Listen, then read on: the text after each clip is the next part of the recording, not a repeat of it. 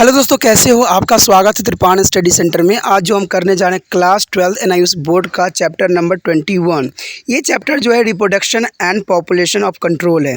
ये चैप्टर अत्यंत महत्वपूर्ण उन सभी बच्चों के लिए है जिनका जो सिलेबस है रिप्रोडक्शन एंड पॉपुलेशन कंट्रोल है, क्योंकि इसमें जो है 10th क्लास के बच्चों के लिए बहुत कुछ है।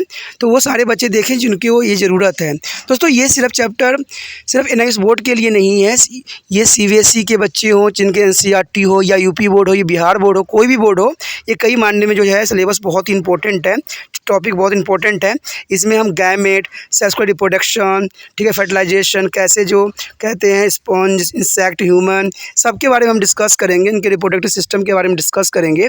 तो ये चैप्टर बहुत ही इंपॉर्टेंट होने वाला है सभी बच्चों के लिए, ठीक है। लेकिन चैप्टर स्टार्ट करने से पहले एक बात जो मैं हमेशा कहता हूँ, जिसको आपको सोचना भी चाहिए, विचार भी करना चाहिए और अमल भी करना चाहिए, वो ये है, जब भी वीडियो देखिए पूरा देखिए, क्योंकि अधूरा जानकारी सदैव खतरनाक होता है। साथ में एक इंपॉर्टेंट बात ये भी रहता है, अगर आप पहली बार वीडियो देख रहे हो तो लाइक शेयर सब्सक्राइब करना मत भूलना। देखिए दोस्तों, लाइक कीजिएगा तो बनाने वाले का जो है प्रोत्साहन बढ़ता है और आपके लिए अच्छा से अच्छा करने की कोशिश करता है, ठीक है। सब्सक्राइब करना आपके हित में है। इसका कारण ये है कि अगर आप सब्सक्राइब करके रखोगे तभी जो है मेरा वीडियो का नोटिफिकेशन मिलेगा। और आपको पता है कि मैं हर क्लास का जो है सब्जेक्ट डालता ही रहता हूँ समय समय पे। तो अगर सब्सक्राइब करके नहीं रखिएगा तो शायद उस वीडियो से आप अनभिज्ञ रह जाइएगा, यानी वो आपको प्राप्त नहीं होगा और आप उसका नॉलेज नहीं ले पाइएगा। साथ में जो अगर आप शेयर करते हो तो शेयर करना एक जग कल्याण के समान माना जाता है। इससे ये होता है कि मान लीजिए कोई जो है बच्चा जो है मेरी वीडियो को उसकी ज़रूरत थी और आपके थ्रू वो वीडियो उसको पास पहुंचा है, तो वो सदैव ही आपका धन्यवादी रहेगा और सदैव ही आपका जो है शुक्रिया अदा करेगा कि तुम्हारे कारण मुझे जो है वीडियो प्राप्त हुआ। तो दोस्तों, आपको पता ही होगा कि त्रिपाण स्टडी सेंटर सिर्फ एक क्लास के लिए ही अग्रसर नहीं है, ये कई क्लासों के लिए अग्रसर है। जैसे 8th 9th 10th 11th 12th CBSE के सारे चैप्टरों को कवर करेगा समय के साथ। प्लस जो है एनआईएस बोर्ड का 10th+2 को भी कवर करता है, सभी सब्जेक्टों का। प्लस जो है बीए पंजाब यूनिवर्सिटी का जो है फर्स्ट सेमेस्टर से लेकर 6th सेमेस्टर तक 8 सब्जेक्टों को कवर करता है। प्लस जो है एमए के जो है बच्चे ऑन डिमांड जो मुझे करते हैं कमेंट, उनके लिए भी त्रिपाण स्टडी सेंटर जो है अग्रसर है। देखिए दोस्तों, त्रिपाण स्टडी सेंटर इतना बड़ा है, विस्तृत है, तो आपको अभी जो है लाइक शेयर सब्सक्राइब कीजिए और अपने दोस्तों के साथ बांटिए, ठीक है। तो भूलिए मत, ये करना आपका फर्ज है और मेरा कार्य करना है आपको टॉपिक लेके चलना है। देखिए, आज देखते हैं हमारा आज टॉपिक क्या है। The new medical techniques in a reproduction. There is a most important topic here, the new medical techniques. There are many new medical techniques in the field of the reproductions to be help interfertile males and female producer babies. Some of these are given here. First of all is the test tube babies. Test tube babies is a generally in a sometime, and some women is the oviduct is the fallopian tubes are blocked. This prevent to the ovaries from begin to fertilized. The problems can be overcome by the test tube baby techniques. In these techniques, one or more ripple oval to the sect from the humans. The ovaries use a special syringe and this oval to place in the dish containing sperm from her male partner under optimum conditions for a new hair. Sperm fertilize the ova which is from embryos. One embryo is inserted into a human as extra, and where is the chance it will be implant and devolve into the baby. There is the most importance of test tube baby here. The artificial inseminations here. The humans or semen can be rapidly frozen using to liquid nitrogen and stored to sperm a bank for several years without losing its fertilized condition. It is a throw there is introduced into a human by means of syringe at the time when the ovulations take place. This is called artificial insemination. There is artificial insemination is the most important for today. In some humans, ovaries fail to develop a Graafian fossil needs to release ribs oven into their reproductive tract. There are fertility drugs. This fertility drug is the most important for the human. It is a female and it's now possible to artificially stimulate fossils is a production by injecting sterilized human with the fertility drugs containing FSH, follicle stimulate hormone obtained from the animals. The fertility drugs is the most important for the females and the graphene follicle tubes. कहते हैं दोस्तों यह जनन में नई चिकित्सा तकनीक, कहते हैं नए जो तकनीक आ गई है वो कई मानने में आज के समय में बहुत ही हेल्पफुल है, क्योंकि ये तकनीक बहुत ही इंपॉर्टेंट है। कहते हैं आज जनन के क्षेत्र में कई नई नई चिकित्सा तकनीकी उपलब्ध है जिनकी सहायता से जो है पुण्य संतानहीन जनन अक्षय यानी इंटरफेरेटरी पुरुष अथवा बांझ स्त्री तथा शिशु उत्पन्न कर सकते हैं, जिसमें कुछ नीचे दिए गई। देखिए दोस्तों इसमें यही होता है कि जो कोई भी स्त्री हो या पुरुष हो, अगर वो फादर बनने की क्षमता और माँ बनने की क्षमता खो दिए हैं, फिर भी ये टेक्निक जो है उनके लिए बहुत ही फ़ायदेमंद है। और इससे क्या होता है कि वो जो है अपने ही ब्लड जो है रूप में अपने संतान की उत्पत्ति कर सकते हैं। तो ये बहुत इंपॉर्टेंट टेक्निक है। ये टेक्निक आज की नहीं है, बहुत पुरातन समय की है, ठीक है। और ये टेक्निक बहुत इंपॉर्टेंट भी है। आप लोगों को लगता हो कि आईवीएफ टेक्निक आज के समय में है, लेकिन ऐसा नहीं है। अगर आप पुरातन समय के इतिहास देखोगे तो वहाँ पर कई जगहों पर इसका वर्णन और चर्चा जरूर मिलेगी। तो कहते हैं ये टेक्निक उन माताओं के लिए खुशखबरी की बात रहती है जो कि अपने संतान की उत्पत्ति नहीं कर सकते हैं, लेकिन इस मेथड द्वारा वो संतान की उत्पत्ति भी कर सकते हैं और मातृ सुख भी प्राप्त कर सकते हैं। और यही बात फादर के ऊपर भी आता है। मान लीजिए अगर फादर के कोई प्रॉब्लम है, अगर वो पिता बनने की क्षमता खो रखे हैं, तो इस तकनीक के द्वारा जो है वो पिता भी बन सकते हैं, ठीक है। तो कहते हैं इसमें सबसे पहले तो आता है प्रखनली शिशु, टेस्ट ट्यूब बेबीज। कहते हैं कुछ महिलाओं में जो है फ्लोपियन नाली का अवरुद्ध हो जाती है, यानी उसमें रुकावट आने लग जाती है, जिसके कारण अंडे का निषेचन नहीं हो पाता है, यानी अंड जो है वहाँ से रिलीज नहीं कर पाता है। किसी कारणवश हो सकता है, कई कारण हो सकते हैं। इस समस्या के निदान जो है प्रखनली शिशु तकनीक की सहायता से किया जा सकता है। तो इसका मतलब यही है कि टेस्ट ट्यूब बेबी तकनीक से जो है उसको जो है माँ बनाया जा सकता है। इस तकनीक में स्त्री अंडाशय में एक या अधिक परिव्यक्त अंडे का विषय सिरिंज के द्वारा खींचे जाते हैं और इन अंडों को स्त्री के पुरुष स्थायी शुक्राणु के साथ एक डिस्क में अनुकूलता परिस्थिति में कुछ घंटों के लिए रख दिया जाता है। जो शुक्राणु अंडों का निषेचन करती है और इसे एक भ्रूण निर्मित होती है, तब इस भ्रूण को स्त्री के गर्भाशय में प्रवेश कराया जाता है जहां पर इसके आरोपित होने की संभावना होती है। तब पश्चात ये एक जो है शिशु के रूप में परिवर्तित हो जाती है। दोस्तों अगर सिंपल लैंग्वेज में इसको समझे तो कोई बड़ी बात नहीं है। इसमें ये होता है कि अगर डोनर कोई भी स्पर्म्स होते हैं या फादर के हों, अपने ही फादर के हों, तो उसको क्या किया जाता है, एक प्रखनली में, ठीक है, जो स्त्री के एग होता है उसको निकाल के जो है प्रखनली में इसको डेवलपमेंट की जाती है। इसमें औरत भी डोनर हो सकती है, इसमें कोई दो राय नहीं है। तो उस प्रखनली में क्या किया जाता है, स्पर्म को मिलाया जाता है आपस में। जब ये जायगोट के फॉर्म में आ जाते हैं, छोटे फॉर्म में आ जाते हैं, तो इसको सिरिंज से जो होता है माँ के गर्भ में स्थापित कर दिया जाता है, जिससे ये क्या होता है धीरे धीरे इसमें क्लेविजिंग होकर ये गर्भ धारण कर लेता है, गर्भ बन जाता है और ये जो है प्लंजर के थ्रू अपना उसी माँ से ब्लड लेता है। यानी देखा जाए तो टोटली रूप से ये माँ के ही उत्पन्न हुए संतान होता है, ठीक है। क्योंकि बेशक इसको बाहर से इसको स्थापित किया गया है, लेकिन माँ ही जो है 9 महीने गर्भ में रख के बच्चे को पालेगी और अपना सारा न्यूट्रिशन देगी। तो ये मेथड बहुत ही इम्पोर्टेंट है। कई मानने में कई जगहों पे ये बहुत हेल्पफुल है और हो सकता है कि आने वाला समय में लोग इसी मेथड का जो है उपयोग करें और यही मेथड शेष रह जाए। मैंने आपको पहले भी कहा था कि जैसे पेड़ पौधों में होता है वैसे इंसानों में भी होगा, क्योंकि जैसे आपको पता है कि अंगूर जो है अपना बीज देने की क्षमता खो दिया है, ठीक है, ऐसे ही बनाना है, तो सेम कंडीशन इंसानों में भी हो रहा है। इंसान भी जो है जन्म देने की क्षमता खो रहे हैं।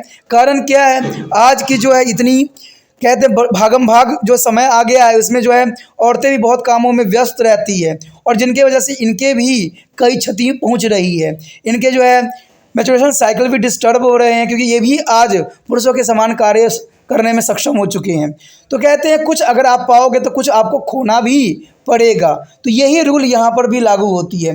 लेकिन चलिए कहते हैं अगर एक चीज़ हमारा खोता है दूसरा चीज़ हमें प्राप्त हो जाती है।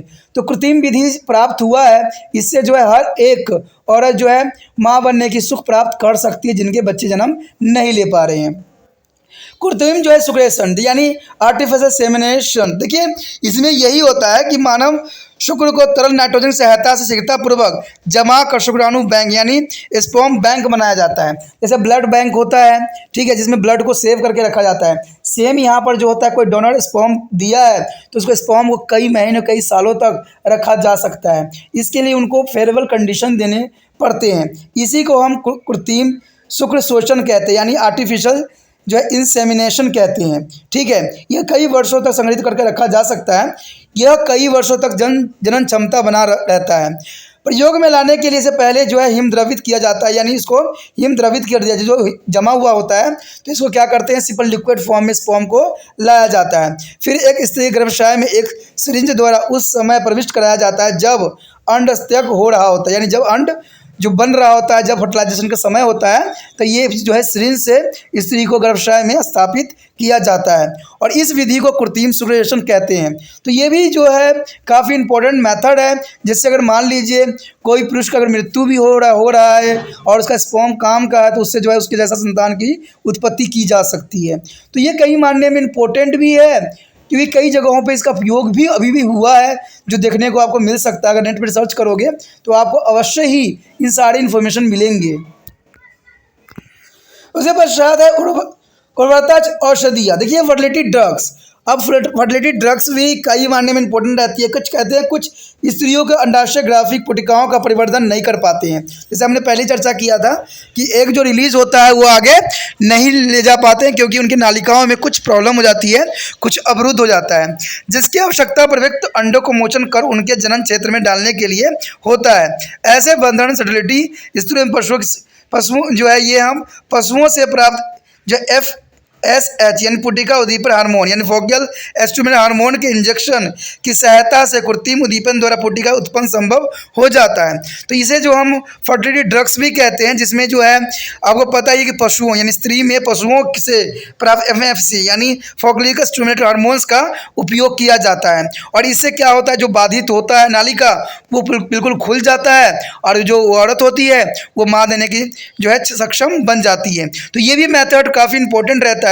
यहाँ पर जो हमने सारे मेथड पढ़ा, ये सारे कृत्रिम मेथड थे, यानी आर्टिफिशियल मेथड थे, जिससे कि कोई भी व्यक्ति, ठीक है, कोई भी स्त्री जो है माँ बन सकती है, पुरुष जो है पिता बन सकता है। तो ये मेथड कई मायने में इम्पोर्टेंट है और मुझे तो लगता है कि आज जो मॉडर्न जनरेशन है उसकी मांग है। तो हो सकता है कि आने वाला समय में लोग इन्हीं मेथडों का उपयोग करें और पिता और माता बने। चलिए जो भी है ये तो समय ही बताएगा।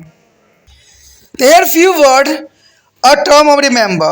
There is population problem and control. There is the most important topic here: population problems and control.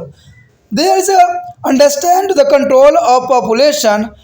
You have some words or remember. First of all, the human population, the sum total of human beings on the earth. It's a human population.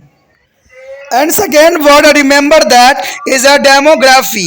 Demography is a scientific and statistical study of human population. It's a deal with the population growth. It's a composition, age, sex, and ratio, and it's a distribution in a space. And next is a population density. Population density is also important. The number of individuals per square kilometer comes to at the any given time. And next is a birth rate, is a natality. Birth rate is the most important. The number of lives births per 1,000 individual of population per year. It is called to the birth rate. And death rate is a mortality. There are number of deaths per 1,000 individually of the population and per years. There next is a population growth rate. The difference between birth rate and the death rate here. And next is census. There is an official data of registered number of people in the selected area. देखिए दोस्तों, यहाँ पर जो जनसंख्या समस्याओं तथा नियंत्रण जो हमारा टॉपिक आया है, बहुत इंपॉर्टेंट टॉपिक है। ये टॉपिक कई मानने में इंपॉर्टेंट है, कई क्लास के बच्चों के लिए भी, क्योंकि जनसंख्या कंट्रोल हर जगह इंपॉर्टेंट रहता है। लेकिन जनसंख्या कंट्रोल पढ़ने से पहले आपको कुछ शब्द, कुछ वर्ड को आपको समझना पड़ेगा जो आपको काम आ सकता है, जो कन्फ्यूज़न आपको नहीं देगा। तो जैसे कि पहला वर्ड होता है मानव जनसंख्या क्या होती है। तो पृथ्वी पर मनुष्य की कुल संख्या को मानव जनसंख्या कहते हैं। और जनसांख्यिकी क्या कहते हैं? यानी मानव जनसंख्या का वैज्ञानिक तथा सांख्यिकी अध्ययन इस जनसंख्या वृद्धि और इसकी संगठना व इसका साथ विशेष पर विवरण होती है। यानी इन सब बातों को जो है यहाँ पर प्रशिक्षण की जाती है जनसांख्यिकी में। तो ये सारी वर्ड जो है काफ़ी इंपॉर्टेंट रहता है जब आप ये चैप्टर जनसंख्या समस्याओं तथा नियंत्रण के विषय में पढ़ोगे। साथ में कुछ शब्द और भी है जैसे जनसंख्या घनत्व यानी पॉपुलेशन डेंसिटी। कहते हैं किसी दिए गए समय में प्रति वर्ग किलोमीटर में विद्वान मनुष्यों की जो है संख्या कितनी होती है उसे जनसंख्या घनत्व कहते हैं। उसके पश्चात है जन्म दर यानी नेटलिटी। देखिए जनसंख्या के 1000 व्यक्तियों में प्रति वर्ष जन्म लेने वाले जीवित शिशुओं की संख्या को जो है नॉमिनलिटी कहते हैं, जन्म दर से रिप्रेजेंट किया जाता है। उसके पश्चात है मृत्यु दर यानी मोर्टेलिटी। देखिए मृत्यु दर यही आता है कि जनसंख्या के 1000 ठीक है व्यक्तियों में प्रति वर्ष मरने वाले व्यक्तियों की संख्या को हम मोर्टेलिटी कहते हैं। उसके पश्चात जनसंख्या वृद्धि दर। देखिए जन्म दर व मृत्यु दर का अंतर उसे हम जनसंख्या वृद्धि दर कहते हैं, यानी दोनों में क्या अंतर है। उसके बाद है जनगणना। जनगणना जो होती है एक निश्चित क्षेत्र में पंजीकृत लोगों की संख्या को अधिकार आंकड़े होते हैं जो कि 10 साल में एक बार होती है जनगणना। तो ये काफ़ी इंपॉर्टेंट यहाँ पर शब्द रखते हैं। अब चलिए देखते हैं सबसे पहले भारत में जनसंख्या वृद्धि किस प्रकार हुई है। There is the next topic is population growth in India. Did you know that India is the second most populated country in the world, the next to the China. China is a number 1. India is comprised more than 50% of world's total population. There is a 50% of participant India population. The population of India was about 24 crore in years 1901. And 1901 is the 24 crore. Expect for the slightly fall in 1911 to 21 to the population of India has been to steadily increasing for the last 100 years. As per the census of 2001, as on 1st March 2001, the population in India was the one about 102.7 crores is approximately. This is an alarming rate of rise in human population. In case of concern now is a 2014 to population of India is. There is a alarming stage for the Indian population. The sum is so there is a here the population of India is during the last 100 years. There is a show that 1901 is a 23.8 crore and suddenly increasing, and then increasing is a 1951 is a 36.1 crore and suddenly increasing here, and the latest 2001 is recording 102.7 crore. There is a only is a very big population increasing in India. तो अगर देखा जाए तो यह भारत में जनसंख्या वृद्धि जो है एक बहुत बड़ी चिंता का विषय बन गया है। देखिए जनसंख्या बढ़ना किसी देश के अर्थव्यवस्था के लिए भी खतरनाक होती है, क्योंकि जनसंख्या जैसे जैसे बढ़ती जाएगी वैसे वैसे आवास का क्षेत्र भी घटता जाएगा, कृषि के क्षेत्र भी बर्बाद होते चले जाएंगे। तो ये सारे चीज़ें जो है बहुत बड़ा विडंबना होती है। कहते हैं जनसंख्या नियंत्रण रखना कई मायने में इम्पोर्टेंट भी होता है और देश के लिए भी ज़रूरी होता है। और देश के ज़रूरी की बात तो दूर की बात है, अगर आप अपने परिवार में अच्छे से बच्चों को पालन पोषण करना चाहते हो तो इसलिए भी जनसंख्या नियंत्रण होना अत्यंत महत्वपूर्ण है। मान लीजिए कि बच्चा अगर किसी के पास 5 बच्चे हैं तो उनको 5 बच्चों का पालन पोषण करना एक माता पिता के लिए बहुत ही मुश्किल टास्क होता है। लेकिन अगर वही 2 बच्चे हों तो कई मायने में आप उनको हर एक सुविधा हर एक सुख से जो है आप उसको दोगे। तो ये चीज़ें बहुत काफ़ी इंपॉर्टेंट हो जाता है। देखिए जनसंख्या देश की जनसंख्या तो बाद में डिपेंड करेगी, पहले कहते हैं बच्चों का सही स्वस्थ होना चाहिए और जो है उनका सही मार्गदर्शन भी होना चाहिए। पहले के समय में लोग अधिक बच्चे जन्म इसलिए दिया करते थे क्योंकि उनको बचने का चांसेस बहुत कम होता था, क्योंकि वहाँ उस समय मेडिकल फैसिलिटी उपलब्ध नहीं थी। लेकिन आज के समय में इतने मेडिकल फैसिलिटी उत्पन्न हो गई है जो है किसी भी नवजात शिशु को बचाना बहुत ही आसान हो जाता है। ठीक है, कहते हैं आज के समय में अगर व्यक्ति किसी की मृत्यु हो रही है तो किसी कोई कारण यही होता है कि उनका खुद का ही कारण होता है। ठीक है, प्राकृतिक रूप से वो नहीं होते हैं। ठीक है, क्योंकि प्राकृतिक ऐसा कुछ भी रूल रेगुलेशन नहीं बना रखा है।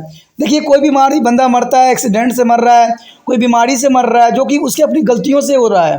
ठीक है, कई चीज़ों की वजह से ये आज के लिए खतरनाक सिद्ध हुआ है। तो यही बात है जनसंख्या बढ़ने की कि लोग जो है अभी शिक्षित नहीं हुए हैं अच्छे से। कहते हैं भारत बेशकली कहते हैं कि बहुत शिक्षित है, होता जा रहा है सब जगह जो है, यहाँ पर सभी जो है आजकल मंत्री भी शिक्षा पर जो ही राजनीति कर रहे हैं कि हमारा शिक्षा सबसे सर्वश्रेष्ठ है। दोस्तों शिक्षा सर्वश्रेष्ठ तब होता है जब जो बच्चा पढ़ रहा है उसको समझदार हो जाए और समझ उसमें आ जाए, तब मतलब है कि समझा है। अगर आप देखिएगा कोई भी बच्चा कोई भी स्कूल से उठा लीजिए, देखना उसके कितना ज्ञान है ये आपके समक्ष ही होगा। या आपके घर में बच्चे पढ़ रहे होंगे, उनको देखना कि उनको क्या 10वीं क्लास में क्या वो स्वयं लेटर लिख पा रहे हैं। तो आप देखना कई बच्चे जो होंगे लेटर लिखने में सक्षम भी नहीं होंगे और वो 10th क्लास में होंगे। तो ऐसा पढ़ाई होने की क्या मतलब है। हम बच्चों को पढ़ाते हैं कि जो लड़का होना लड़की होना ये फादर पे डिपेंड करता है, लेकिन आगे चल के वही लड़का जो होता है अपनी पत्नी को मार रहा होता है, कहता है तेरे वजह से प्रॉब्लम आ रहा है, तेरे वजह से प्रॉब्लम है कि लड़का जन्म नहीं ले रहा है। तो ये सारे विडंबना क्या है। कहते हम पढ़े लिखे अनपढ़ हो चुके हैं, हमें सब ज्ञान है लेकिन फिर भी हम आंख बंद कर लिए हैं, वही शुतुरमुर्ग की तरह कि जो दुश्मन हमारे पीछे पड़ा हुआ है और हमने आंख बंद कर लिया है कि शायद वो हमें नहीं देखा, लेकिन पता नहीं कि उनको समझ नहीं है कि शिकार तो आ ही रहा है उनको झपटने के लिए। तो ये सारी चीज़ें बहुत काफ़ी इंपॉर्टेंट यहाँ पर बात रखता है जो ज़रूरी भी है। तो ये बात जो है जनसंख्या पे भी उठती है कि आप जानते हैं कि भारत संसार में चीन के बाद सर्वाधिक आबादी वाला दूसरा देश है। भारत की आबादी विश्व की आबादी का 15% है। वर्ष 1901 में यानी 1901 में भारत की आबादी लगभग 24 करोड़ थी और 1911 से लेकर 12 में जनसंख्या में थोड़ी कमी अवश्य हुई, लेकिन इसके अलावा भारत की आबादी पिछले 100 सालों में लगातार बढ़ती चली गई है। और कहते 2001 की जनगणना के अनुसार 1 मार्च 2001 में भारत की आबादी जो थी 102.7 करोड़ थी। कहते हैं मानव आबादी बढ़ने की स्वतंत्र करने दर चिंता का विषय बना हुआ है। अगर प्रेजेंट समय में देखा जाए तो 135 करोड़ से भी जनसंख्या ऊपर जा चुकी है। मनुष्य की जनसंख्या में जिस लड़बड़ा दर से वृद्धि हो रही है वो चिंता का विषय है। और आज 6 सितंबर 2014 में भारत की जनसंख्या जो थी वो 121.7 करोड़ तक पहुंच गई है, जो कि बहुत ही चिंता का विषय है। ये 2014 की बात है, लेकिन अगर 2022 की बात किया जाए तो आज 135 करोड़ से भी ऊपर जनसंख्या जा चुकी है, जो कि और भी चिंता का विषय बन गया है। अगर एनालाइज करके देखा जाए तो यहाँ कुछ जो है 100 वर्ष जनसंख्या आपके समझ प्रस्तुत है।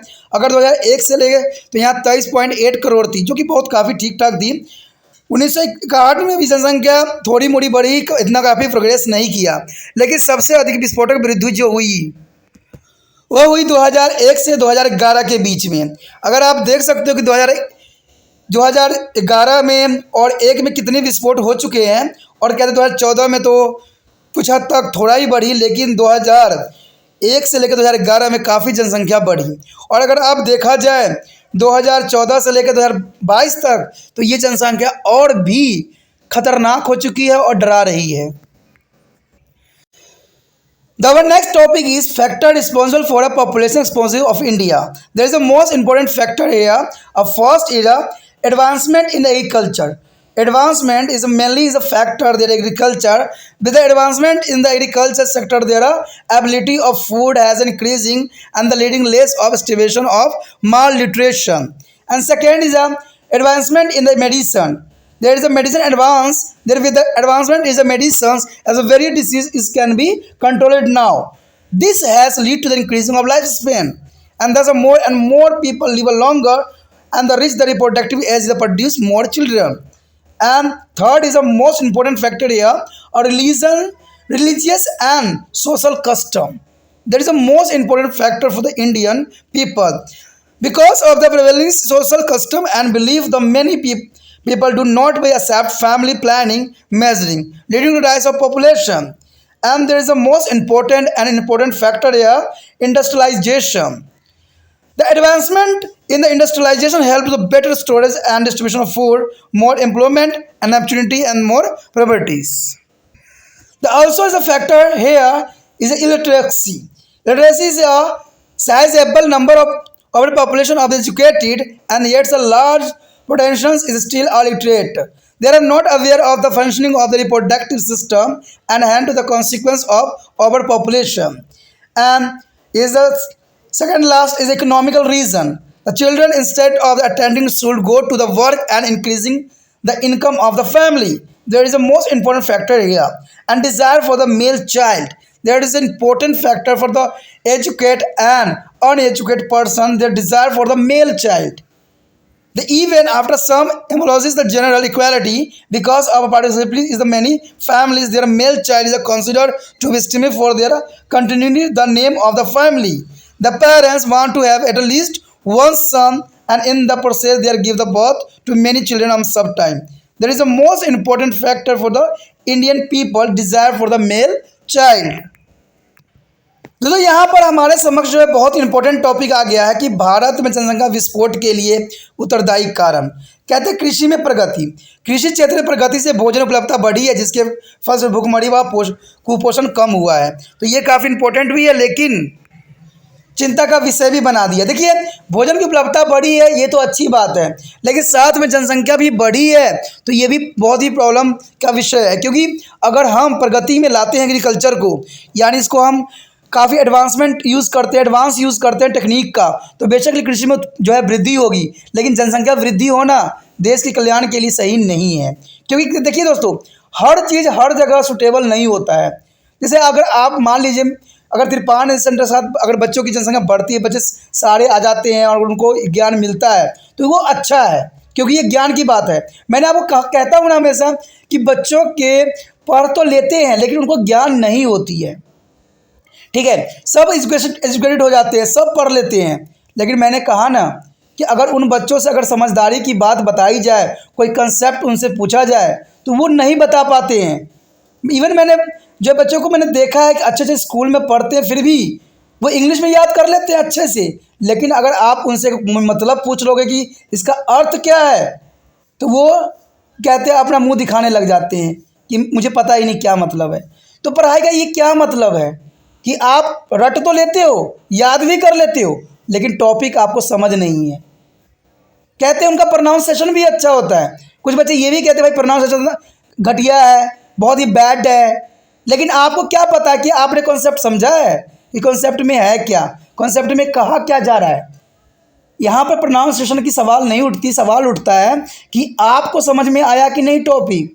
प्रोनाउंसिएशन तो मुझसे अच्छा आप कर लेते हो. कहते हैं ना, अगर आप ज़िंदगी के सही एक्सपीरियंस लोगे ना, तो हर एक व्यक्ति जो है इन चीज़ों से परेशान है. ठीक है, तभी तिरपान स्टडी सेंटर जो है एक ही कार्य कर रहा है कि उन बच्चों तक वीडियो पहुंचाने में आपको हेल्प की ज़रूरत महसूस हो रहा है, क्योंकि आप ही वो जरिया हो जिसके जरिए बच्चे तक पहुंचेगा, और बच्चा जो है पूरे जो है टॉपिक को अच्छे से समझ के, हर एक गहराई को समझ के एक अच्छा डॉक्टर बन सकता है, एक लैब टेक्नीशियन बन सकता है, एक अच्छा नर्स बन सकता है. और ये नर्स और ये डॉक्टर सब बनेंगे ना, तो 100% देखना उनको ओवरऑल हर चीज़ का नॉलेज होगा. आज कहीं भी जाइएगा, पहले के समय आप देखिए, पहले के समय में क्या होता था, नाड़ी परीक्षण होता था, नब्स देखते थे, नब्स से ही डॉक्टर को सब कुछ पता लग जाता था कि इसमें कौन सा विकार है, कौन सा बीमारी है, इसका जो है इसका पित्त दोष है या बात पित्त है या अग्नि दोष है, क्या दोष है, सब पता लग जाता था. आप लोग शिक्षित रहो और अच्छे से पढ़ाई करो, जो एक सुचारू और जो सुलझा हुआ एक डॉक्टर बनो और सुलझा हुआ एक इंसान भी बनो. तो इसके लिए आपको पढ़ाई ज़रूरी है, और इसलिए जो है इसको व्हाट्सएप स्टेटस पे भी लगाना ज़रूरी है. अगर आप व्हाट्सएप स्टेटस पे लगाते हो, तो हो सकता है कि कोई बच्चा मेडिकल का हो और उसको ये टॉपिक अच्छे से समझ में आ जाए, और वो इसको एक्सप्लेन करने में भी, अगर हिंदी में भी समझ लेता है, तो वो अच्छे से इंग्लिश में भी और अच्छे प्रोनाउंसिएशन के साथ भी समझा दे. तो ये तब होगा जब इसको आप व्हाट्सएप स्टेटस पे लगाओगे. चलिए, कहते हैं ये बात तो कुछ मन की भी थी और कुछ कहते हैं दिल की भी थी. इसको बात आपके साथ जाहिर करना, क्योंकि आप ही तो अपने हो, इसलिए मैं आपसे जाहिर किया हूँ. कहते हैं आगे हमारा जो है इसमें चिकित्सा के क्षेत्र में प्रगति. कहते हैं चिकित्सा के क्षेत्र में प्रगति जो है आए दिन होती चली जा रही है, क्योंकि चिकित्सा जो है आपको पता है कि हर जगह नए नए एम्स बन रहे हैं, नए नए टेक्नोलॉजी के सिस्टम बन रहे हैं. चिकित्सा क्षेत्र में प्रगति के परिणाम स्वरूप विभिन्न रोग व नियंत्रण किए जा रहे हैं, जिसमें जीवन की अवधि बढ़ती चली जा रही है. इस प्रकार अधिकतर लोग अधिक उम्र तक जीवित रहते हैं. ठीक है, जननात्मक जो है उम्र प्राप्त करते हैं, उनके बच्चे पैदा करते हैं. तो ये भी बहुत काफ़ी इंपॉर्टेंट है. चलिए, अच्छा है, चिकित्सा की सुविधा है, इससे किसी को प्रॉब्लम नहीं आएगी, लेकिन इससे जो है जनसंख्या को भी नियंत्रण करना अत्यंत महत्वपूर्ण है. कहते हैं सबसे बड़ा कारण इंडिया में बनता है, तो वो बनता है धार्मिक तथा सामाजिक प्रथाएं. ठीक है। सामाजिक प्रथाएं और धार्मिक जो है प्रथाएं, वो दोनों चीज़ें जो बहुत ही जो है खतरनाक फैक्टर है। कहते हैं व्याप्त सामाजिक प्रथाओं और विश्वासों के कारण लोग परिवार के नियोजन के तरीके स्वीकार नहीं कर रहे हैं और इससे वादी वृद्धि होती चली जा रही है। ठीक है। कहते हैं उसके बाद औद्योगिकरण। इसके पश्चात औद्योगिकरण में प्रगति से खाद्य से बेहतर भंडारण एवं वितरण में सहायता मिलती है, जिससे अधिक रोजगार और प्रसन्नता प्राप्त हो रही है, जिसकी वजह से औद्योगिकरण की वजह से जनसंख्या निरंतर बढ़ती ही जा रही है। उसके पश्चात अगला जो है निरक्षरता यानी लिटरेसी। देखिए दोस्तों, निरक्षरता जो होती है यानी अनपढ़ता बहुत बड़ी जो है कलंक है। हालांकि हमारी आबादी का एक बड़ा भाग साक्षर है, लेकिन फिर भी आबादी का बहुत बड़ा भाग अभी तक निरक्षर है। इसे इस बात की जानकारी नहीं कि जनतंत्र किस प्रकार कार्य करते हैं, जिसके परिणाम स्वरूप जनसंख्या में तेजी से वृद्धि होती चली जा रही है। अगर मैंने कहा ना, अगर आप भी ये टॉपिक अच्छे से पूरा समझ लेते हो, ये पूरा चैप्टर समझ लेते हो, तो आपको भी समझ में आ जाएगा कि वो कौन सा फैक्टर है जिससे जो है आप प्राकृतिक रूप में गर्भ निरोध के रूप में कार्य कर सकती हो। लेकिन ये टॉपिक अच्छे से समझोगे तब समझ में आएगा, क्योंकि मैंने बहुत जगह इस बात पे डिस्कस भी किया है कि प्राकृतिक मेथड भी है जिससे हम जो है जनसंख्या कंट्रोल कर सकते हैं। ठीक है। उसके बाद है आर्थिक कारण। बच्चे स्कूल जाने की अपेक्षा परिवार की आय बढ़ाने के लिए काम पर लगा दिए जाते हैं। बच्चे कहीं भी पढ़ने चले जाते हैं, ठीक है, पढ़ते हैं, माँ बाप जो है उनको काम पे ही लगा देना पसंद करते हैं। कभी ये काम कर लो, कभी वो कर लो, फिर इसमें बच्चे शिक्षित कहाँ हो पाएंगे? वो तो बेचारे काम में ही लगे रहेंगे। दो अक्षर भी पढ़ेंगे तो उसको उनको समझ ही नहीं आएगा, क्योंकि वो उनका जो है अधिकतर माइंड जो है फोकस किस पे है? काम पे है। तो वो पढ़ेंगे कि खाक। तो ये भी बात जो है आर्थिक कारण भी सबसे बड़ा समस्या बन के खड़ी होती है। Problems posed by the increasing of population.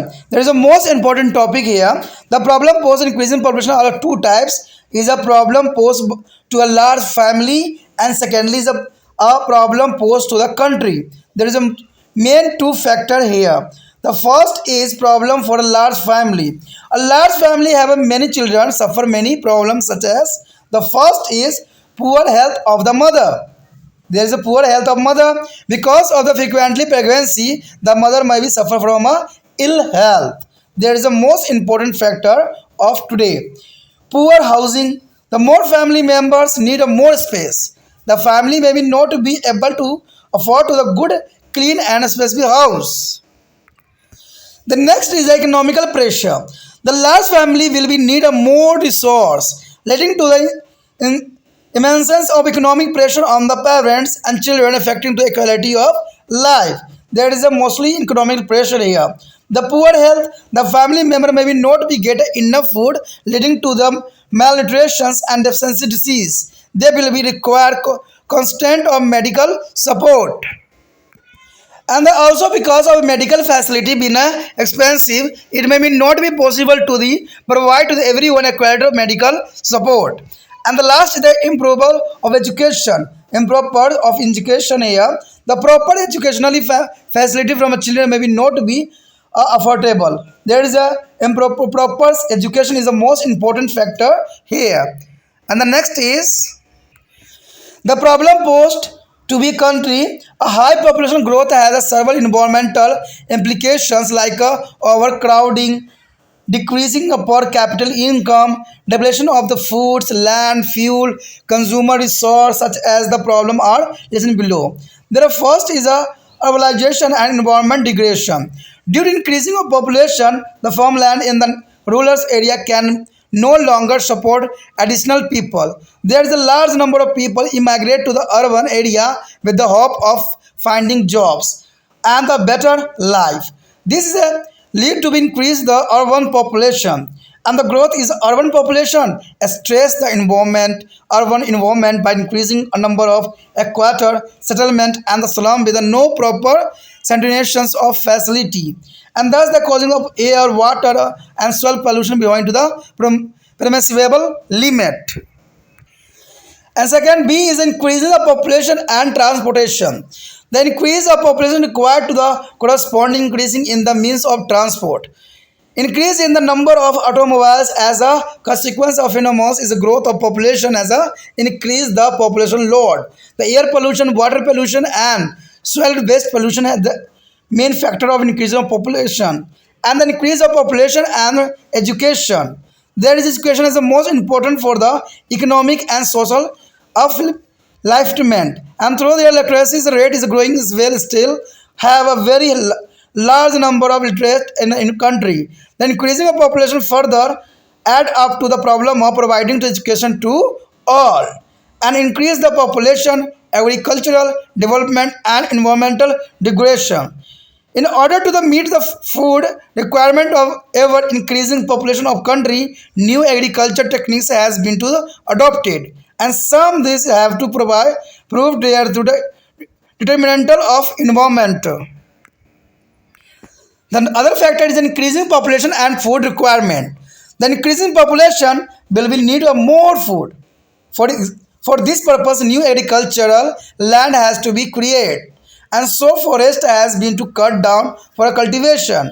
Due to the deforestation and excessive erosion and natural hazard, such as flood are frequently land began to degrade and the wasteland is increasing. The increasing use of fertilizer and pesticides to be a boost agricultural productivity has immense advice to the effect on the land and water resource of our country. Agricultural land has been to the extensive or polluted due to the pollution from a fertilizer and pesticide. There is a most important factor here, and increasing population and water. There is increasing population and the water. There is the ability of water is limited. The increasing population need to more water for drinking, bathing, washing, etc. There is a ability of water is become a scarces. The increasing population and depletion of the mineral resource. There is a most important factor here. Our mineral resources are limited. Once finished, there cannot be replenished. They are not renewable. The more population means the more requirement of minerals, leading to the fast depletion of the mineral resource. The increasing population or depletion of the mineral resource is the most important factor here. And increasing population and depleting energy source. Energy is needed for their almost all our day-to-day activity, and whether to the cooking, transportations, factories, or at home. Presently, we are largely dependent on the fossil fuel such as coal and petroleum for energy. At the current rate of consumption, our fossil fuel reserves will be excluded on the short time. देखिए दोस्तों, यहाँ पर जो है बढ़ती आबादी के कारण उत्पन्न समस्याएं कहते हैं जैसे जैसे जनसंख्या बढ़ेगी वैसे वैसे बहुत सी समस्याओं का सामना करना पड़ सकता है। कहते हैं ये सरकार को समस्या नहीं रहेगी, ये आम व्यक्तियों की समस्या रहेगी। ठीक है, क्योंकि आम व्यक्ति ही इन जनसंख्याओं को जो है झेलेगी। कहते हैं बढ़ती आबादी उत्पन्न होने वाली समस्याएं दो प्रकार की होती है। एक बड़े परिवार के लिए समस्या, ये परिवार के लिए समस्या किस प्रकार खड़ी करती है, और एक देश के लिए समस्या उत्पन्न करती है। देखिए परिवार के लिए समस्या में क्या आएगा, एक बड़े परिवार में जिसमें कई बच्चे होते हैं उससे कई सब समस्या उत्पन्न होती है। तो पहला तो यही आता है, माँ का बुरा स्वास्थ्य पड़ जाता है, क्योंकि आपको पता है कि लगातार गर्भवती होने के कारण माँ के स्वास्थ्य में गिरावट आती है, क्योंकि माँ को भी जो है कुछ रेस्ट की आवश्यकता होती है। कहते हैं एक बच्चे के बाद दूसरे बच्चों में कम से कम 3 या 4 साल की गैप होना चाहिए, यानी मैक्सिमम देखा गया तो 5 साल तो होना ही चाहिए। लेकिन जो है माँ कंटिन्यू बच्चों को बर्थ देती रहती है, तो उसके शरीर को भी आप समझ सकते हो क्या हाल होता होगा, क्योंकि आपने सब कुछ चैप्टर में पढ़ा है कि बच्चे जो है प्लेसेंटा के थ्रू, ठीक है, माँ का जो है ब्लड को से ही बच्चे का निर्माण होता है। तो समझ सकते हो कि माँ की क्या दशा होगी और माँ की क्या हाल होगी।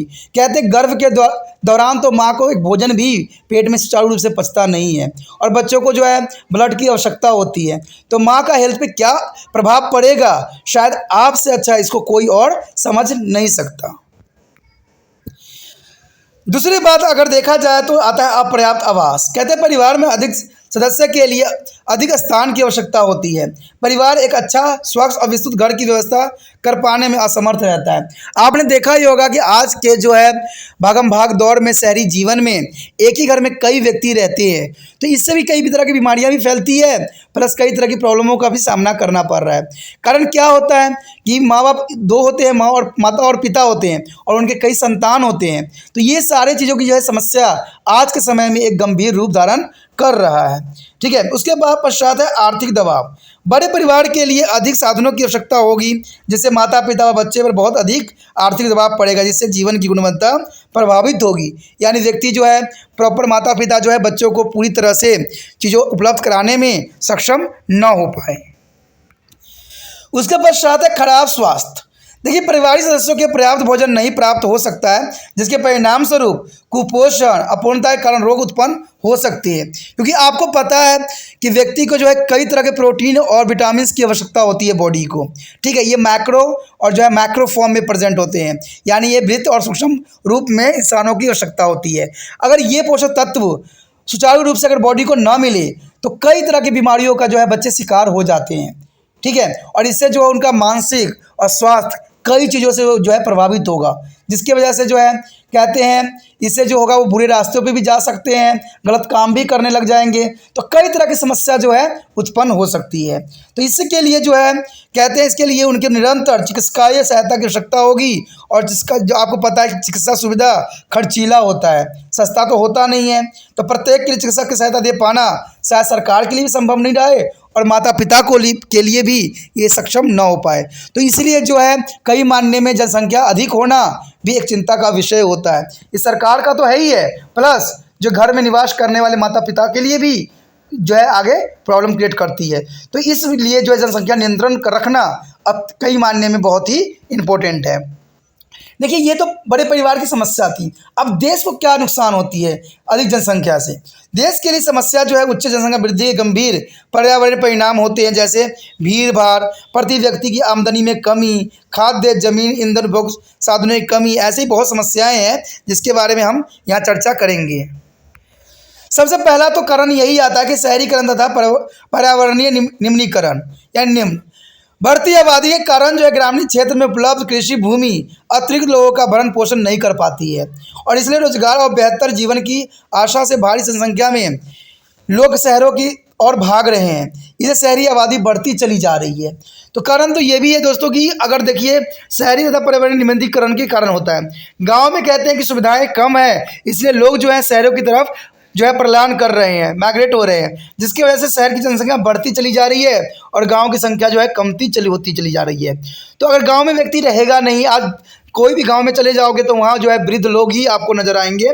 ठीक है, या औरतें ही नज़र आएगी। यहाँ पर जितने भी व्यक्ति हैं जो कि पुरुष हैं वो कमाने के लिए बाहर विदेश या शहरों में निवास कर रहे हैं, और वो क्या करते हैं एक ही क्वार्टर्स में बहुत सारे लोग मिलके रहते हैं। तो ये सारे कारण जो है बढ़ती आबादी के कारण ही ये सारे प्रॉब्लम बढ़ती चली जा रही है। कहते हैं शहरी आबादी वृद्धि के परिणाम स्वरूप शहरी पर्यावरण पर दबाव पड़ रहा है, तंग आवासें हैं, वृद्धि होने से झुग्गियाँ, झोपड़ियाँ, स्लम की संख्या बढ़ती चली जा रही है। कहते हैं अगर भारत में देखोगे कोई भी शहर में चले जाओ आपको स्लम एरिया जरूर दिख जाएगी। ठीक है, ये बहुत बड़ी विडंबना है, और ये स्लम एरिया तो होती ही होती है, प्लस इनके स्वास्थ्य, सेहत और घर की जो व्यवस्था होती है बहुत ही बुरी होती है, जिसके बारे में आप पढ़े भी होगे और जाने भी होगे। जिसमें जो है पर्याप्त स्वास्थ्य सुविधाएं नहीं होती है, जिससे वायु, जल और मृदा प्रदूषण उचित जो है सीमा से काफ़ी अधिक हो जाती है। तो कहते हैं सरकार हर बात करना जानती है, हर बात सोचना जानती है, लेकिन जो वहाँ वायु दूषित है और जल दूषित है उस पर कोई कदम नहीं उठाया जा रहा है। तो कहते हैं अगर व्यक्ति इतने समय अवधि तक उसी जल को पिएगी, अगर वही जल का जो है उपयोग करेगी और वही ऑक्सीजन में सांस लेगी, तो क्या उनके सेहत पे असर पड़ेगा? शायद इसका जो है जो परिणाम फ्यूचर में देखने को आपको स्वयं ही मिल जाएगा। तो ये सब स्लम एरिया की वजह से ही होती है और अस्वस्थ वातावरण के कारण ही ये उत्पन्न होती है। कहते हैं बढ़ती आबादी व परिवहन। देखिए, आबादी में वृद्धि के साथ साथ जो है परिवहन के साधनों में वृद्धि आवश्यक हो जाती है, क्योंकि आपको पता है अगर आप अकेले थे, स्वयं थे, तो आप एक गाड़ी से भी काम चला लोगे, लेकिन अगर आपके बच्चे बड़े हो गए तो उनके लिए भी गाड़ी खरीदना पड़ेगा। तो ये परिवहन जो है बढ़ती चली जाती है। आबादी में असाधारण वृद्धि के परिणाम स्वरूप मोटर वाहनों में वृद्धि के कारण वायु प्रदूषण, जल प्रदूषण और ठोस अपशिष्ट प्रदूषण में काफ़ी वृद्धि हो गई है। ठीक है, आजकल व्यक्ति देखते हो कि घर के कचरे जो होते हैं, बहुत सारे सदस्य रहते हैं, कई अमाउंट में कचरे निकलते हैं और इसको रोड पे ही फेंक के आ जाते हैं, जो कि साधारण बात है। आप चलते फिरते रास्तों में देख सकते हो कि कूड़े और कचरे के ढेर तो आपको ऐसे ही नज़र आ जाएंगे, चाहे वो बड़े से बड़े शहर क्यों ना हो, हर जगह आपको नज़र आएंगे। बढ़ती आबादी व शिक्षा। कहते हैं आर्थिक व सामाजिक उन्नति के लिए शिक्षा सर्वाधिक महत्वपूर्ण है। यद्यपि साक्षरता दर में वृद्धि हो रही है, तब देश में बहुत अधिक संख्या में निरक्षर लोग हैं। बढ़ती आबादी के कारण सभी को शिक्षा प्रदान किए जाने से और अधिक समस्या उत्पन्न हो जा रही है। देखिए, सभी को शिक्षा प्रदान किए जाने में कि हो ही नहीं रहा। कहते शिक्षा प्राप्त कैसे होगा? अगर आप एक क्लास में बच्चों को देखोगे आज के समय में, तो 100-100 बच्चे एक क्लास में भरे पड़े होते हैं, चाहे वो सरकारी हो चाहे प्राइवेट हो, हर जगह यही व्यवस्था है। 40 बच्चे के लिए एक अगर मैडम आ रही है पढ़ाने के लिए, तो आप ही थोड़ा विचार कीजिए कि 40 बच्चों को जो मैडम है 45 मिनट के पीरियड में कि कैसे सारे बच्चों को देख लेगी, कैसे सारे बच्चों को एनालाइज कर पाएगी। और सरकारी स्कूल में तो इससे भी बहुत बुरा विडंबना है, वहाँ पर तो एक क्लास में कम से कम 100-100 बच्चे भरे हुए रहते हैं। तो आप सोचिए कि इन बच्चों की जो है कैसे मनोदशा बढ़ेगी और कैसे ये शिक्षित होंगे। क्या टीचर सभी बच्चों पर ध्यान दे पाएगी? जैसे 10 बच्चों से कुछ सुनेगी, जो है टाइम की घंटी बज जाएगी, पीरियड ख़त्म, बच्चे आज़ाद। किसने याद किया, कौन नहीं याद किया, किसने समझा टॉपिक, मैडम को भी आजकल पता नहीं होता, टीचरों को भी पता नहीं होता कि भाई बच्चे ने क्या याद किया है। तो क्या होगा? आजकल हमें आए दिन देखने को मिलता है कि शिक्षा के स्तर भी बदलते जा रहे हैं, कभी कुछ बदल रहा है, कभी कुछ बदल रहा है। इन बदलते हुई स्थिति में बच्चे खुद को भी नहीं संभाल पा रहे हैं कि हमें क्या करना है, क्या नहीं करना है। कई अच्छे से टॉपिक भी थे, उनको काट के हटा दिया गया है, बहुत छोटा सिलेबस कर दिया है। सिलेबस छोटा होने का मतलब यही होता है कि आज के समय में जो बच्चे पढ़ रहे हैं उनका माइंड जो है बहुत ही कमज़ोर हो गया है। अब कमज़ोर नहीं तो क्या कहोगे? पहले के समय में यही बात जब हम लोग पढ़ा करते थे तो सारे सिलेबस हुआ करता था, हम लोग भी तो उसी प्रकार से मेहनत किया करते थे। लेकिन आज सिलेबस घट गया है, क्या है कारण? कहते हैं जब बच्चा कमज़ोर हो जाता है ना, तो माता पिता उस पर जो है भार देना बंद कर देते हैं, वजन कम कर देते हैं। तो यही हुआ कारण ना कि आज जो है इनको शिक्षित कम कर रहे हैं, इनको प्रोत्साहित कर रहे हैं कि आप पढ़ो नहीं। तभी तो देखते हो कि आजकल इतनी प्रॉब्लम हो रही है, इतनी समस्याएं उत्पन्न हो रही है, फिर भी कुछ भी नहीं हो रहा है। तो ये सारे बढ़ती आबादी और शिक्षा का स्तर जो है गिरने का भी कारण हो सकता है। बढ़ती आबादी और खाद्य आवश्यकता है, कहते हैं बढ़ती आबादी के लिए अधिक खाद्य की आवश्यकता होती है।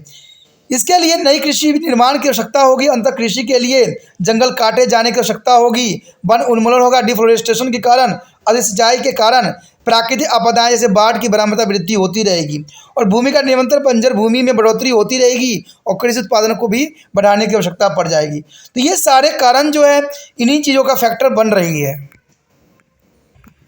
अगर देखा जाए तो आज के समय में उर्वरक और कीटनाशक के बढ़ते प्रयोग के कारण कहते हैं संसाधन में बहुत ही नुकसान हुआ है।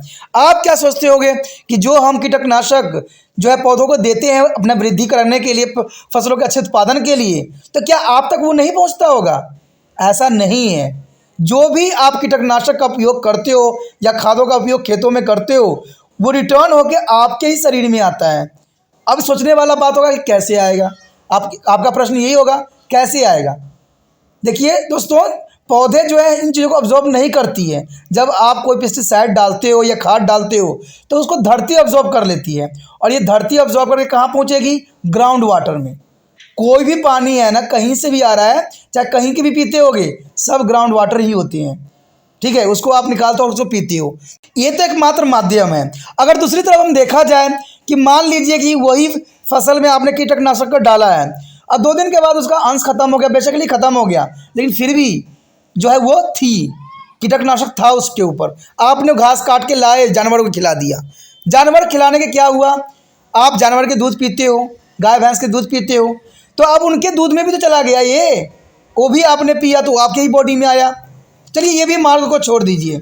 मान लीजिए आप फल तोड़ के लाते हो, ठीक है, आपने फल को निचोड़ निचोड़ के धोया, अच्छे से धोया, लेकिन दोस्तों कहीं ना कहीं उसका अंश जरूर रहा होगा उसमें, और वही सब्जियां बना रहे हो, वही अनाजों का उपयोग कर रहे हो, और वही चीज़ खा रहे हो। तो समझ गए ना, आपने तो खाद दिया है उत्पादन बढ़ाने में, लेकिन वही चीज़ आपको नुकसान पहुंचा रहा है। तो हो गया ना, इसका विपरीत प्रभाव पड़ता है। कृषि भूमि उर्वरक और कीटनाशक के अधिक प्रयोग के कारण कृषि भूमि बड़े पैमाने पर प्रदूषित हो रही है। तो प्रदूषित तो होगी। बढ़ती आबादी व जल, जल की उपलब्धता सीमित है। बढ़ती आबादी को पेय जल, नहाने व सफाई के लिए जल की आवश्यकता में वृद्धि हुई है, और इस प्रकार जल दुर्लभ होता जा रहा है। कहते हैं जल ही जीवन है, लेकिन जल तो दुर्लभ हो गया है। आज अच्छा जल कहाँ है? कहते हैं आज देखोगे तो मंत्रियों के शब्दों में, ठीक है, इतने ही जल की बातें होती है कि लगता है कि ये तो प्योर जल दे देंगे।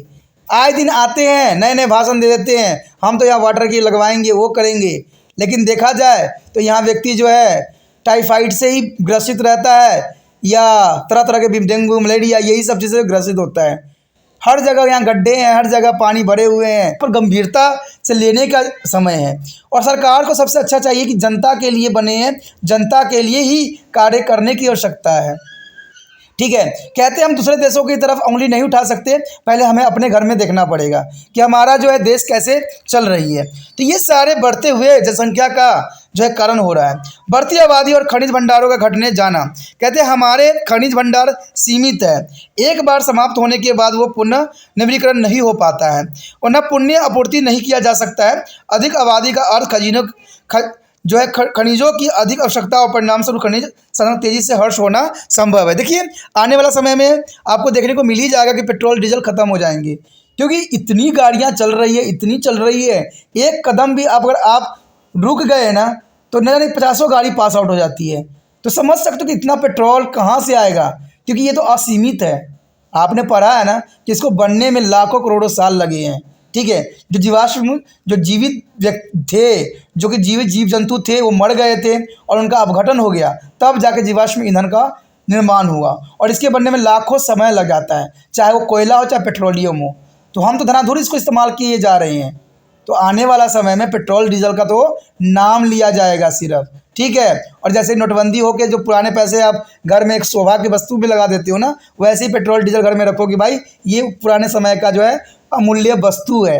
तो होने वाला ऐसे ही होगा, इसमें कोई बुराई नहीं है। The next topic is population control and family planning.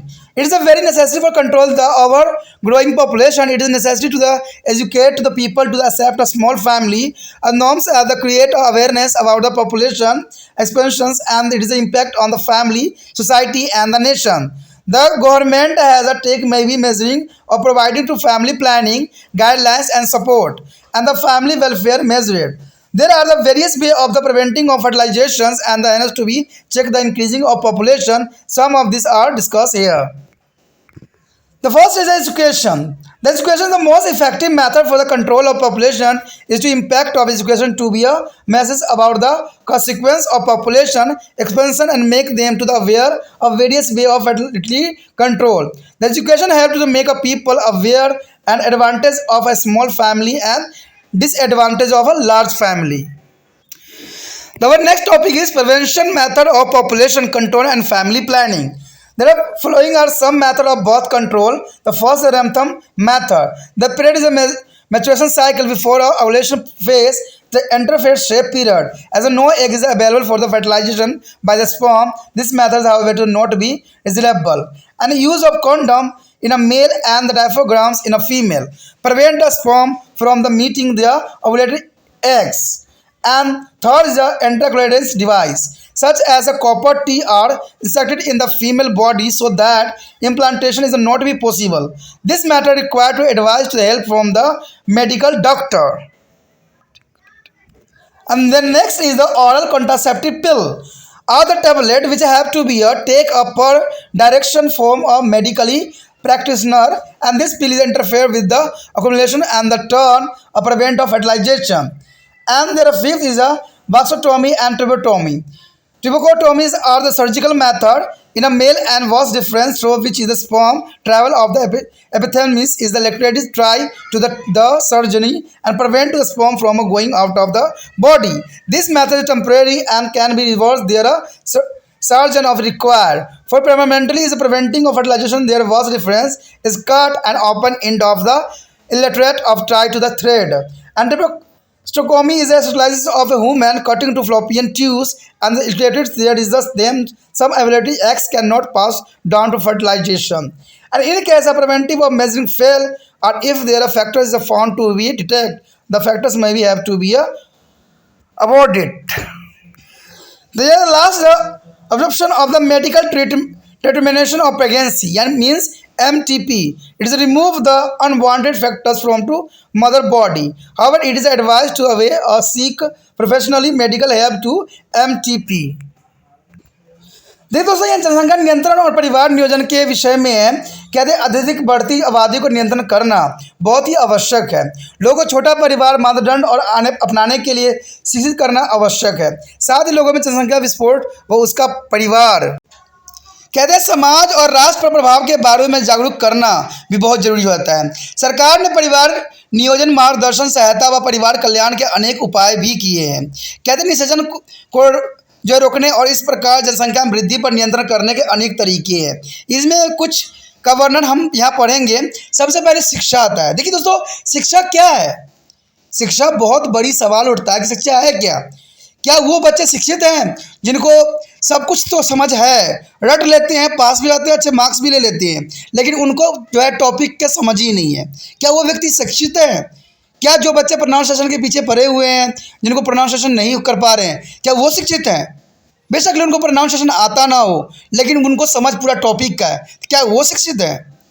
दोस्तों, कहा जाए तो सिंपल जो है शिक्षित का अर्थ यही होता है कि जो व्यक्ति को सारे कंसेप्ट समझ में आ जाए और वो लिख सके, यही शिक्षा है। तभी तो आपको पता है कि त्रिपाण स्टडी सेंटर जो है उन बच्चों के हेल्प के लिए ये जो है बनाया है चैनल, जो बच्चों को अधिक समझ नहीं आ पा रहा है। क्योंकि वो स्कूल में जाते हैं, टीचर जो है उनको डिमोटिवेट कर देते हैं कि आप हिंदी मीडियम से थे, आपको नहीं आएगा, आप जो इस मेडिकल को छोड़ दो, आप आर्ट्स में एडमिशन ले लो, क्योंकि आप में सक्षम नहीं है वो। दोस्तों, ऐसा नहीं होता है। कहते हैं किसी के कह देने से कोई बड़ा नहीं बनता है।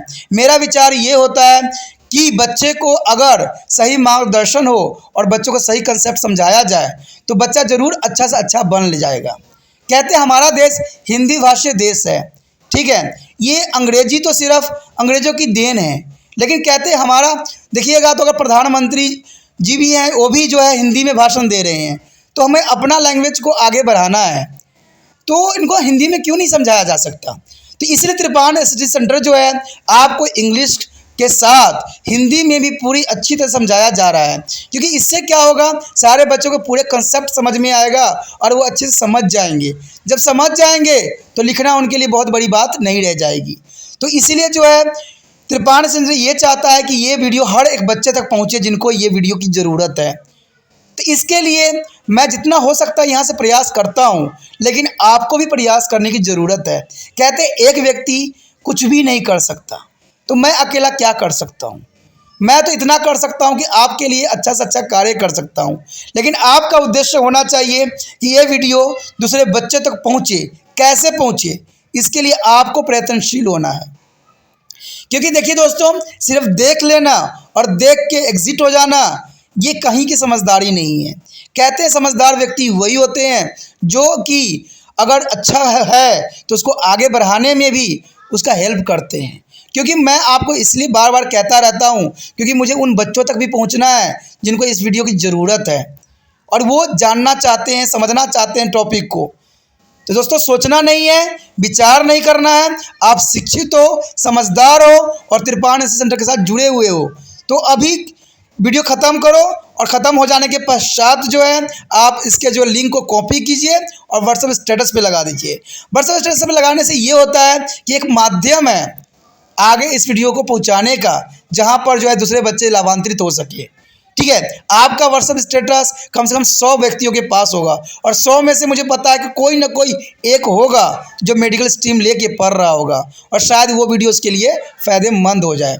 और उन माता पिता से भी रिक्वेस्ट है, अगर उन पर भी ये व्हाट्सएप स्टेटस पे जाता है, अगर उनको भी लगता है कि उनके बच्चे के लिए फ़ायदेमंद है, तो वो भी बच्चों को सजेस्ट करें कि ये वीडियो देखो, इसमें काफ़ी समझ में आएगा। क्योंकि तभी देखिए, पढ़ाई लिखाई सिर्फ बच्चा नहीं करता है, माता पिता भी करते हैं।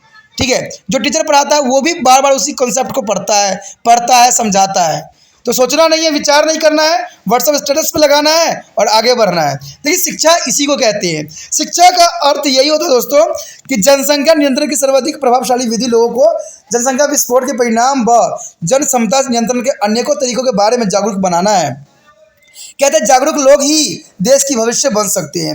शिक्षा लोगों के छोटे परिवार के फायदे और बड़े परिवार की हानियों के बारे में जागरूक बनाने में सहायता भी करते हैं। तो ये काफ़ी इम्पोर्टेंट है कि शिक्षित व्यक्ति ही आगे जो है देश के कल्याण के लिए जो है इम्पोर्टेंट सिद्ध हो सकते हैं। कहते हैं जनसंख्या नियंत्रण की जो निरोधक विधियाँ और परिवार नियोजन क्या है। देखिए, ये बात काफ़ी इंपॉर्टेंट आ जाता है यहाँ पर।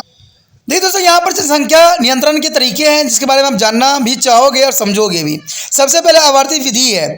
आवर्त विधि में क्या होता है, अंतररज्जु श्वेत चक्र में अंडाशय अवस्था से पूर्व की अवधि को सुरक्षित अवधि कहते हैं, क्योंकि शुक्राणु द्वारा निषेचन के लिए कोई अंड उपस्थित नहीं रहता है और तब तक ये विधि विस्मरणीय नहीं है। देखिए दोस्तों, ये विधि जो होती है ये समझदारी वाला विधि होती है। इसमें आपको पता है कि 1 से 14 दिन तक जो होता है अंडा जो है ओवरी से बाहर नहीं आता है, तो ये समय जो होता है मिथुन के लिए बहुत ही उपयुक्त समय माना जाता है। ठीक है, तो इस समय जो है आवर्ती विधि भी कहा जाता है उसको, और ये जो होता है काफ़ी सेफली भी माना गया है। उसके बाद नर पुरुष द्वारा निरोध व स्त्री द्वारा डायफॉर्म का उपयोग करना। देखो तो ये जो है शुक्राणु व अंडाणुओं को मिलने से रोकने का कार्य करती है, जिसमें आपको पता है कंडोम का भी इस्तेमाल किया जा सकता है और डायफॉर्म का भी उपयोग किया जा सकता है। अंततः अगला जो हमारा है अंधता गर्भशाही उपकरण। कहते हैं जैसे कॉपर टी स्त्रियों की योनि में प्रविष्ट कराया जाता है। कॉपर टी जो होता है स्त्रियों की योनि में जो है प्रविष्ट करा दिया जाता है, जिसके कारण आरोपण संभव नहीं हो पाता, यानी एक जो होता है आगे नहीं जा पाता है। इस विधि के लिए चिकित्सक की सलाह व सहायता की आवश्यकता होती है। ठीक है, तो इसमें बहुत काफ़ी जो है प्रॉब्लम भी रह जाती है। कहते खाई जाने वाली गोलियाँ, कहते हैं अगर मुच्छिन हुआ है तो उसके पश्चात जो है उनको मेडिसिन दी जाती है खाई गोलियां के रूप में, जिसको हम जो है पिल के नाम से भी जानते हैं। ये गोलियां एक चिकित्सक के निर्देश के अनुसार ली जानी चाहिए, नहीं तो इसका साइड इफेक्ट भी बहुत रहती है। ठीक है, ये अंडाशय में व्यापार व्यवधान पैदा करती है और निषेचन को रोक देती है, निषेचन होने नहीं देती है। तो ये कहते हैं कभी भी मेडिसिन जो होती है सही तरकीब नहीं होती है, लेकिन इमरजेंसी में इस मेडिसिन का उपयोग किया जा सकता है, वो भी डॉक्टरी सलाह से। उसके पश्चात है वैक्सोटोमी और ट्यूबोटोमी। देखिए दोस्तों, ये जो होती है उनको बताया जाता है, उनके कहा जाता है जिनके परिवार कंप्लीट हो जाते हैं, जिनके बच्चे कंप्लीट हो जाते हैं, क्योंकि ये अंतिम मेथड होता है जहाँ के बाद आप कोई भी स्त्री या पुरुष अपने जो है फादर और माँ बनने की क्षमता खो देते हैं। ये शल्य विधियाँ हैं पुरुषों में शुक्रवाहिका जिनके होकर शुक्राणु अधिवेशन में बाहर आते हैं, एक शल्य चिकित्सक द्वारा बांध दी जाती है, यानी जो वसा डिफरेंस होते हैं उसको काट के बांध दिया जाता है ताकि शुक्राणु शरीर से बाहर न निकल सके। यह विधि अस्थायी होती है और आवश्यकता पड़ने पर शल्य चिकित्सक द्वारा ही अपरिवर्तित किया जा सकता है। निषेचन को स्थायी रूप देने के लिए जो है शुक्रवाहिकाओं को काट दिया जाता है और खुले सिरों को धागे से बांध दिया जाता है। ठीक है, ट्यूबोस्टोमी में जो है महिलाओं के बंधीकरण अंडवाहिकाओं को काट कर बांध दिया जाता है, जिसको फ्लोपियन ट्यूब कहते हैं, उसको काट के बांध दिया जाता है, जिससे क्या होता है निषेचन के लिए अंडा निमुक्त नहीं हो पाते हैं और निषेचन भी नहीं होता है। तो इस कंडीशन को जो है अंतिम कंडीशन माना जाता है, जिसके पश्चात जो है स्त्री या पुरुष जो है बच्चे जन्म देने में सक्षम नहीं रह पाते हैं। यदि रोकथाम की विधियां असफल हो गई है तो भ्रूण में कोई दोष पाया जाता है तो उसको गर्भपात भी कराया जा सकता है। उसके पश्चात है गर्भपात या गर्भ समाप्त का चिकित्सकीय समापन, यानी मेडिकली ट्रीटमेंट ऑफ प्रेगनेंसी। कहते हैं एमटीपी कहते हैं। एमटीपी यह मनचाहे गर्भ को सिर्फ शरीर से बाहर निकालने की विधि है, या इसको अबॉर्शन भी कह सकते हो। तब इसके लिए कुशल चिकित्सक की सलाह ली जानी चाहिए, जो कि बहुत इंपॉर्टेंट होता है। इसमें औरतों को कई तरह के जो है समस्याओं का सामना भी करना पड़ जा सकता है। तो इसी के साथ जो है हमारा ये चैप्टर खत्म हो गया है। चैप्टर बहुत ही इंपॉर्टेंट, बहुत ही इंटरेस्टिंग और बहुत ही फायदेमंद है। ठीक है, तो इसलिए जो हो जितना हो सके इसको शेयर कीजिए, दूसरे बच्चों तक पहुंचाइए और आप भी सब्सक्राइब कर लीजिए, तभी जो है आपको फिजिक्स केमिस्ट्री का भी जो है वीडियो आपको प्राप्त होगा। अगर सब्सक्राइब करके नहीं रखोगे तो शायद आप उन वीडियो से अनभिज्ञ हो जाओगे, क्योंकि जब भी आप रिसर्च करोगे कोई भी टॉपिक ये चैनल नहीं आता है। ठीक है, दूसरे चैनल आएंगे क्योंकि उनके पास बहुत टेक्नोलॉजी है, बहुत साधन है, इसलिए वो जो होते हैं वो जो है यूट्यूब पे अपना चैनल को सबसे आगे कर लेते हैं। ठीक है, तो जब भी अगर नाम भी लिखोगे त्रिपाणी सेंटर भी लिखोगे तभी दूसरे व्यक्ति के वीडियो ही नज़र आती है। ठीक है, ये जो बहुत नीचे आएंगे, तो इसलिए कहता हूँ सब्सक्राइब करके रख लीजिए, जिससे कि आपको वीडियो प्राप्त होगी। मुझे इससे कोई फ़र्क नहीं पड़ता है कि रिसर्च करते हो तो किसी और की वीडियो आती है, किसी और के देखते हो। मेरा सिर्फ एक ही उद्देश्य है कि आपको कहीं से भी ज्ञान प्राप्त हो, सही ज्ञान।